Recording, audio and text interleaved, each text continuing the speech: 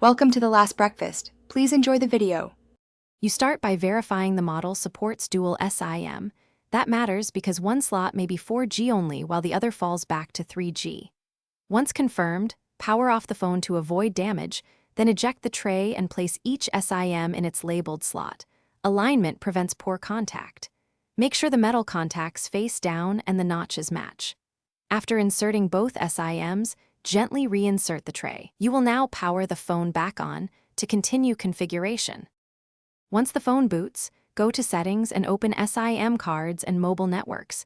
You do this to map services to each SIM. Choose which SIM handles mobile data, which one handles calls, and which sends SMS. This prevents accidental carrier charges. Make sure to enable VoLTE LTE on the carrier that supports it for better call quality. Next, set each SIM's preferred network type. This ensures the correct SIM uses 4G or 5G and avoids unexpected signal drops during use.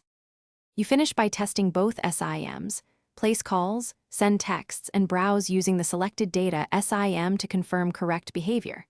If one SIM has no service, first power off and reseat the tray. Once done, toggle airplane mode or restart the phone to clear temporary glitches. If problems persist, reset network settings to refresh carrier provisioning, and make sure there is no SIM lock or incompatible band.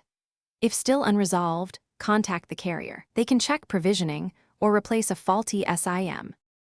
Thanks for watching. If this was helpful, leave a like and consider subscribing. See you next time.